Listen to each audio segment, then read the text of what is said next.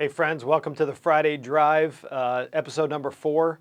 As we've been doing this, I'm excited to tell you about some stuff that's going on, but the first thing I want to do as we go through is the concept we've been working through called AICE, A-I-C-E. And so we talked about Please Acknowledge Me a couple weeks ago.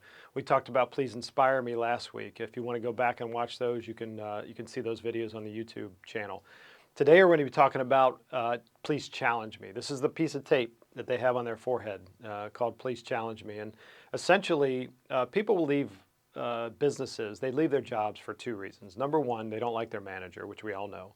But number 2 is they're not being developed. They're not being challenged.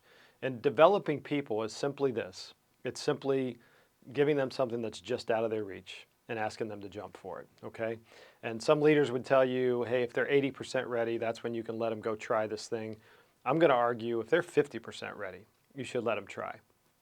And you as their leader should be the ones kind of standing off to the side that as they go and they jump for this thing, sometimes they're going to miss it and sometimes they're going to get it. But when they miss it, our job is to coach them. Our job is to brush them off, kind of get all the dirt off them and say, okay, let's try again. Let's think about what we learned and let's try one more time.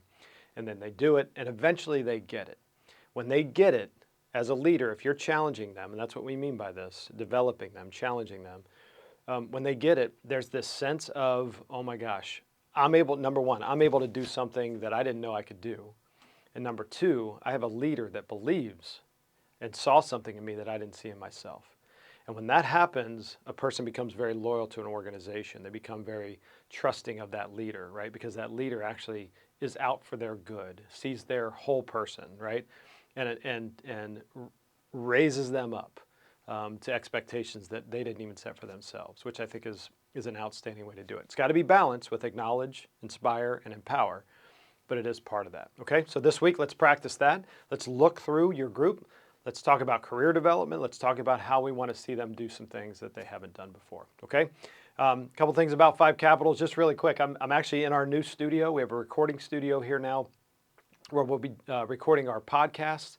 I'll be recording some of these Friday Drives here if I'm in town. If not, I'll be doing it out and about, and I'll be excited to share that stuff with you. So you're going to see a lot more content coming from 5 Capitals through our website, et cetera, as a result of this. So I wanted to kind of give you a heads up on that.